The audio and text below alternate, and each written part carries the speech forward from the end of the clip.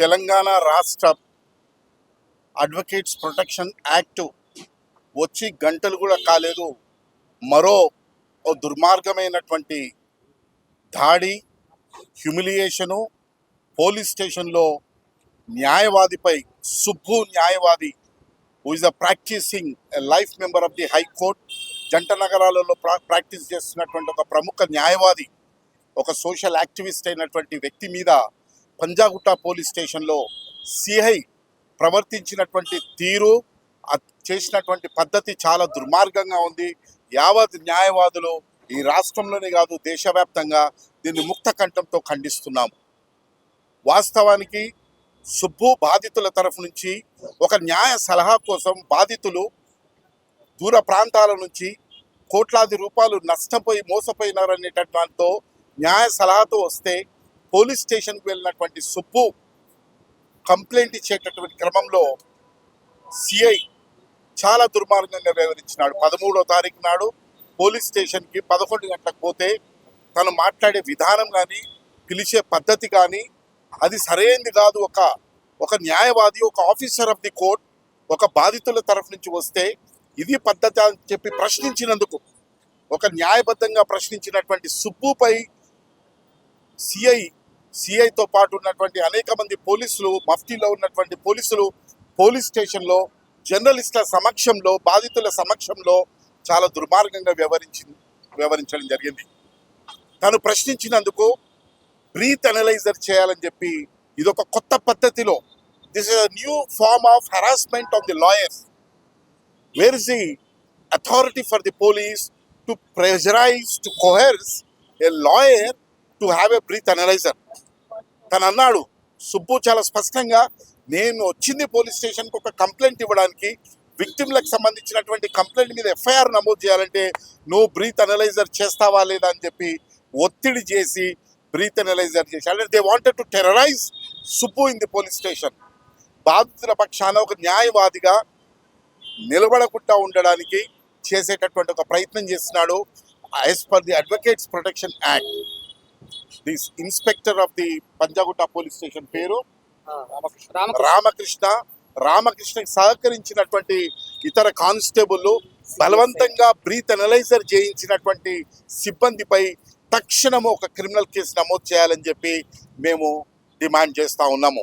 And at the same time we also demand that immediately register an FIR against the Ramakrishna and other policemen and enters this investigation to higher police officials who can integrity to conduct the effective and fair investigation.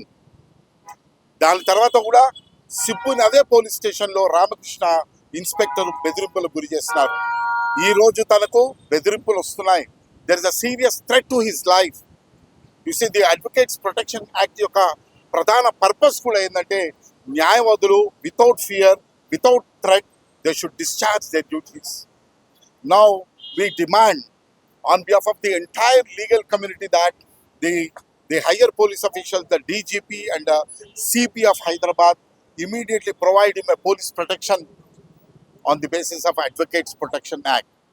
If an Advocates Protection Act is not, advocates Subbuki protection ఇవ్వకపోతే, FIR నమోదు చేయకపోతే, we will take all legal measures, all legal steps to see that the justice would come to the Subbu.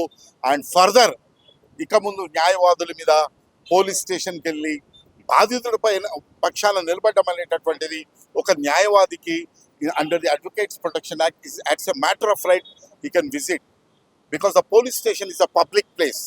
It is not something like a private thing. So police inspector ఈ రకంగా ప్రవర్తించడం అనేటటువంటి చాలా హేయమైనది, most highly illegal. It is an arbitrary thing.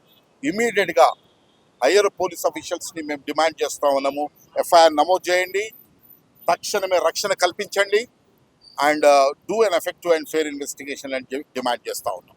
ఇప్పుడు సుబ్బు గారు case పెట్టినప్పుడు వారం 10 రోజులు టైం తీసుకొని ఆ మళ్ళీ కేసులో కానీ ఎఫ్ఐఆర్ 4 అవర్స్లో చేశారు. అంటే ఈ రకమైనటువంటి విపక్ష సంబంధించిన ఎట్లా చేసుకుంటారు? ఖచ్చితంగా ఎప్పుడైతే ఎనీ ఇన్ఫర్మేషన్ పోలీస్ స్టేషన్లో కాగ్నిజబుల్ అఫెన్స్ అయితే ప్రిలిమినరీ ఎంక్వైరీ స్టార్ట్ చేసి ఎఫ్ఐఆర్ నమోదు చేయాలి. ఎప్పుడైతే సుబ్బు ఇచ్చినటువంటి కంప్లైంట్ ఏమో చాలా డిలేడ్గా ఎఫ్ఐఆర్ అవుతుంది, అదే ఇతరులు ఇచ్చినటువంటి కంప్లైంట్ మీదనేమో ఇమీడియట్ గా ఎఫ్ఐఆర్ అవుతుందంటే దీంట్లో ఖచ్చితంగా ఒక బయాస్ ఇన్వెస్టిగేషన్ అనేటటువంటిది మనకు స్పష్టంగా అర్థమవుతుంది. ఒక bias investigation will always leads to injustice. కాబట్టి దాన్ని కూడా అందుకే ఇన్వెస్టిగేషన్ మొత్తాన్ని కూడా ఒక ఇండిపెండెంట్ ఇన్వెస్టిగేషన్ ఏజెన్సీకి ఇవ్వాలని చెప్పి కూడా మేము డిమాండ్ చేస్తా ఉన్నాం. ఇప్పుడు మల్లగొండ పోలీస్ స్టేషన్లో ఆల్రెడీ ఎఫ్ఐఆర్ నమోదైన తర్వాత మళ్ళీ సిపి గారిని కలవడం అనేది బాధితుల్ని బెదిరించడం అనుకోవచ్చా? ఖచ్చితంగా బాధితులకి ఎలాంటి హరాస్మెంట్ ఉన్నా థ్రెట్ ఉన్నా it is a duty lies upon న్యాయవాదిగా మేము we are confined to the Subbu as a lawyer and we are talking about the Advocates Protection Act. Under the Advocates Protection Act, lawyer cannot be terrorized, lawyer cannot be pressurized. అతని చాలా గౌరవంగా police station is a public place where a lawyer is officer of the court.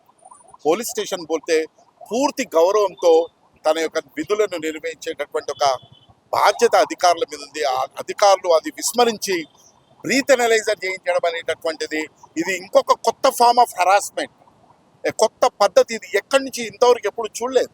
ఈ పద్ధతి drunk and డ్రైవ్లో చూసాం కానీ police స్టేషన్లో మీరు చేయడం అనేటటువంటిది రేపొద్దున it is nothing but intimidating the lawyer in discharging there duties కింద మేము దీన్ని పరిగణిస్తూ ఉన్నాం.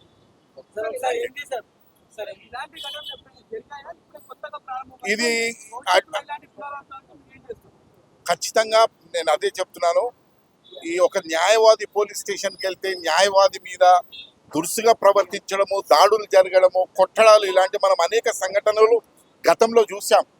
కానీ ఇది ఒక కొత్త అడ్వకేట్స్ ప్రొటెక్షన్ యాక్ట్ వచ్చిన తర్వాత బహుశా చరిత్రలో గతంలో కూడా ఎప్పుడు జరగని విధంగా ఇది ఒక కొత్త పద్ధతిలో లాయర్లను వేధింపులకు గురి చేయడము, బ్రీత్ అనలైజర్ అనేది ఇది మొట్టమొదటిసారిగా చూసాము.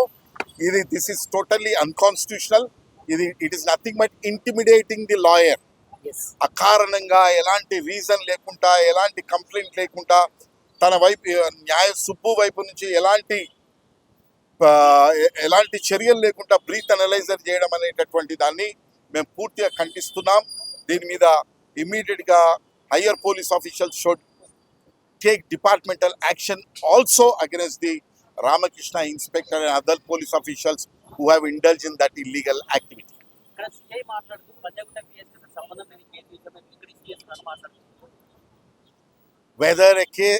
వెదర్ పోలీస్ స్టేషన్ కి సంబంధం ఉన్నదా లేదా అనేటటువంటిది మా బిఎన్ఎస్ఎస్ చట్టంలో ఒక బాధితుడు కానీ బాధితుడి తరఫు నుంచి న్యాయవాది పోలీస్ స్టేషన్ పోతే ఆ పోలీస్ స్టేషన్ జ్యూరిస్డిక్షన్లో లేనప్పటికి కూడా జీరో ఎఫ్ఐఆర్ చేయొచ్చు. బాధితుడు వస్తే కంప్లైంట్ తీసుకోవాలి, జీరో ఎఫ్ఐఆర్ చేయాలి. అదే కంప్లైంట్ ఒకవేళ జ్యూరిస్డిక్షన్ కాకపోతే అక్కడికి ట్రాన్స్ఫర్ చేయాలి. కానీ మా జ్యూరిస్డిక్షన్లో లేదు, నువ్వు పోలీస్ స్టేషన్కి రాకూడదు అని చెప్పి అధికారం లేదు. This is not the way the police officer should talk to the lawyer Subbu. అంటే ఒక హైకోర్టు అడ్వకేట్ ఈ విధంగా పోలీస్ అధికారులు ప్రవర్తిస్తే సామాన్య ప్రజల పరిస్థితి ఏంటి, వాళ్ళ ఎలా అర్థం చేసుకుంటారు? ఖచ్చితంగా దీన్ని బట్టి ద రూల్ ఆఫ్ లా ఒక ఆర్డినరీ సిటిజన్స్కి కూడా ఈరోజు పోలీస్ స్టేషన్ పోతే పోలీస్ ఆఫీసర్స్ యొక్క పద్ధతి కానీ పోలీస్ ఆఫీసర్స్ విక్టిమ్స్ పట్ల ఉండేటటువంటి దానికి చాలా స్పెసిఫిక్ గైడ్ లైన్స్ ఉన్నాయి. ఎట్లా వ్యవహరించాలి, ఎట్లా ఫ్రెండ్లీ పోలీస్ అనేటటువంటిది ఏదైతే ఎవాల్వ్ అయిందో ఆ ఫ్రెండ్లీ పోలీస్లో భాగంగా ఈరోజు మీరు పోలీస్ స్టేషన్లకు ఎంటర్ కాగానే మనకు కనపడుతూ ఉంటుంది. ఒక రిసెప్షన్ ఉండడము, ప్రశ్నలు అడగడము, రాసుకోవడము, రాయలేని వాళ్ళు ఇవన్నీ ఉన్నాయి. కానీ ఈరోజు వీటన్నిటిని ఇగ్నోర్ చేయడం అనేటటువంటిది చాలా బాధాకరమైంది.